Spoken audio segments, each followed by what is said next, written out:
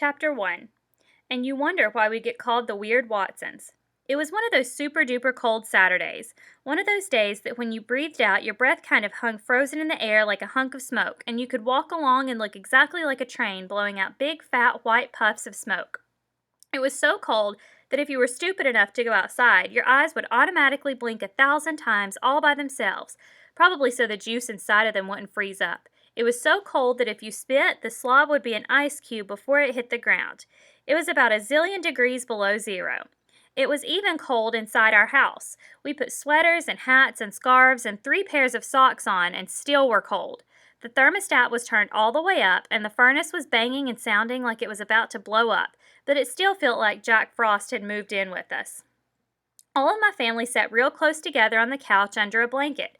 Dad said this would generate a little heat, but he didn't have to tell us this. It seemed like the cold automatically made us want to get together and huddle up. My little sister Joetta sat in the middle, and all you could see were her eyes because she had a scarf wrapped around her head. I was next to her, and on the outside was my mother. Mama was the only one who wasn't born in Flint, so the cold was coldest to her. All you could see were her eyes, too, and they were shooting bad looks at Dad. She always blamed him for bringing her all the way from Alabama to Michigan, a state she called a giant icebox. Dad was bundled up on the other side of Joey, trying to look at anything but Mama. Next to Dad, sitting with a little space between them, was my older brother Byron. Byron had just turned 13, so he was officially a teenage juvenile delinquent and didn't think it was cool to touch anybody or let anyone touch him, even if it meant he froze to death. Byron had tucked the blanket between him and Dad down into the cushion of the couch to make sure he couldn't be touched. Dad turned the TV on to try to make us forget how cold we were, but all that did was get him in trouble. There was a special news report on Channel 12 telling about how bad the weather was, and Dad groaned when the guy said, "If you think it's cold now, wait until tonight. The temperature is expected to drop into record low territory, possibly reaching the -20s. In fact, we won't be seeing anything above zero for the next 4 to 5 days." He was smiling when he said this, but none of the Watson family thought it was funny. We all looked over at Dad. He just shook his head and pulled the blanket over his eyes. Then the guy on TV said, "Here's a little something we can use to brighten our spirits and give us some hope for the future. The temperature in Atlanta, Georgia is forecast to reach..." Dad coughed real loud and jumped off the couch to turn the TV off, but we all heard the weatherman say, "The mid-70s." The guy might as well have tied Dad to a tree and said, "Ready, aim, fire." Mama said, "That's 150 miles from home." "Willona," Dad said. "I knew it," Mama said. "I knew I should have listened to Moses Henderson." "Who?" I asked. Dad said, "Oh, Lord, not that sorry story. You've got to let me tell about what happened with him." Mama said, "There's not a whole lot to tell, just a story about a young girl who made a bad choice, but if you do tell it, make sure you get all the facts right." We huddled as close as we could get because we knew Dad was going to try to make us forget about being cold by cutting up.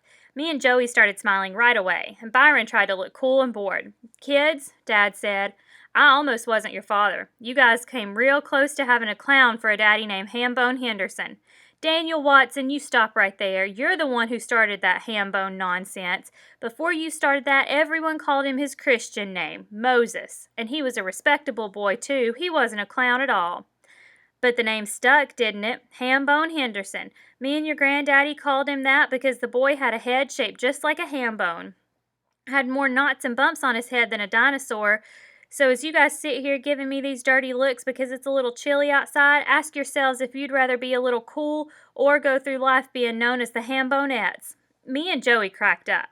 Byron kind of chuckled, and Mama put her hand over her mouth. She did this whenever she was going to give a smile because she had a great big gap between her front teeth. If Mama thought something was funny, first you'd see her trying to keep her lips together to hide the gap. Then, if the smile got to be too strong, you'd see the gap for a hot second before Mama's hand would come up to cover it. Then she'd crack up too. Laughing only encouraged Dad to cut up more, so when he saw the whole family thinking he was funny, he really started putting on a show. He stood in front of the TV. "Yep, Hambone Henderson proposed to your mother around the same time I did. Fought dirty, too. Told your mama a pack of lies about me, and when she didn't believe them, he told her a pack of lies about Flint." Dad started talking Southern style, imitating this Hambone guy. "Willona, I heard tell about the weather up that far north in Flint, Michigan. Heard it's colder than inside an icebox. Seen a movie about it. Think it was made in Flint. Movie called Nanook of the North. Yep, do believe for sure it was made in Flint. Flint, Michigan." Folks there live in these things called igloos. According to what I seen in this here movie, most of the folks in Flint is Chinese. Don't believe I seen nan one colored person in the whole dang city. You a Bama girl, don't believe you'd be too happy living in no igloo. Ain't got nothing against 'em, but don't believe you'd be too happy living 'mongst a whole slew of Chinese folks.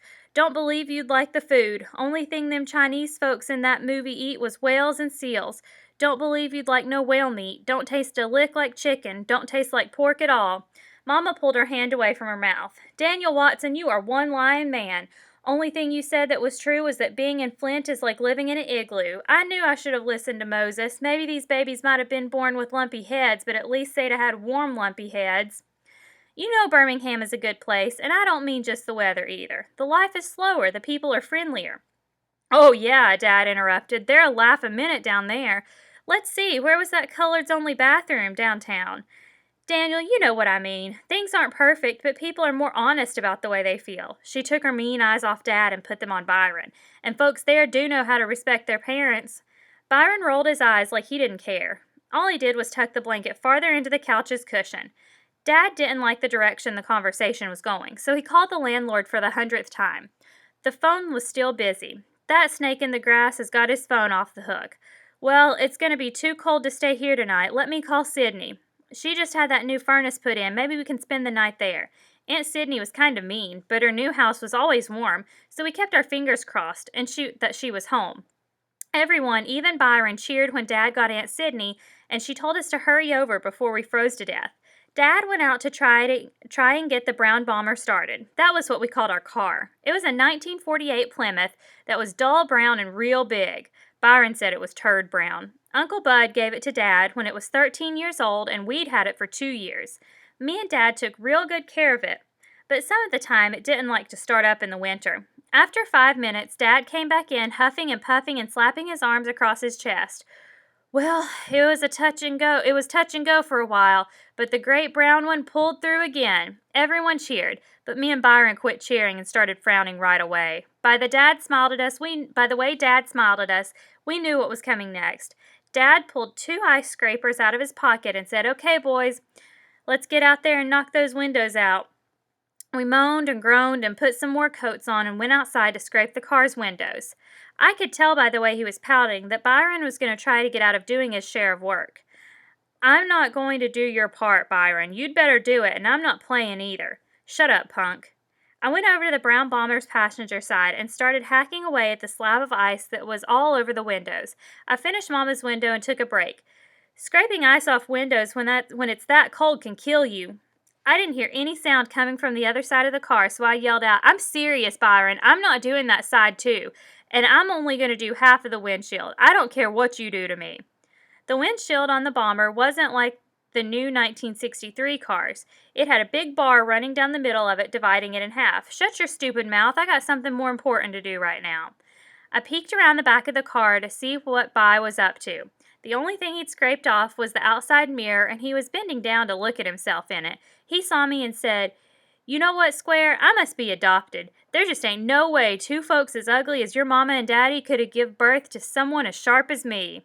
He was running his hands over his head like he was brushing his hair. I said, "Forget you," and went back over to the other side of the car to finish the back window. I had half of the ice off when I had to stop again and catch my breath.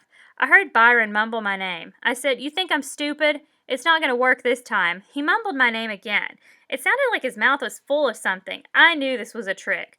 I knew this was going to be How to Survive a Blizzard Part 2. How to Survive a Blizzard Part 1 had been last night when I was outside playing in the snow, and Byron and his running buddy, Bubhead, came walking by. Bubhead has officially been a juvenile delinquent even longer than Byron. "Say, kid," By had said, "you want to learn something that might save your stupid life one day?" I should have known better, but I was bored, and I think maybe the cold weather was making my brain slow, so I said, "What's that?" "We going to teach you how to survive a blizzard." "How?" Byron put his hands in front of his face and said, "This is the most important thing to remember, okay?" "Why?" "Well, first we got to show you what it feels like to be trapped in a blizzard. You ready?" He whispered something to Bubhead, and they both laughed. "I'm ready." I should have known that the only reason Bubhead and Bi would want to play with me was to do something mean. "Okay," Bi said. "First thing you got to worry about is the high winds." Byron and Bubhead each grabbed one of my arms and one of my legs and swung me between them, going, "Woo, blizzard warnings, woo, take cover." Bubhead counted to 3, and on the third swing they let me go in the air. I landed head first in a snowbank. But that was okay, because I had on 3 coats, 2 sweaters, a t-shirt, and 3 pairs of pants, and 4 socks, along with a scarf, a hat, and a hood. These guys couldn't have hurt me if they'd thrown me off the Empire State Building. After I climbed out of the snowbank, they started laughing, and so did I. "Cool, baby bro," Bye said. "You passed that part of the test with a B+. What do you think, Bubhead?" Bubhead said, "Yeah, I'd give the little punk a A."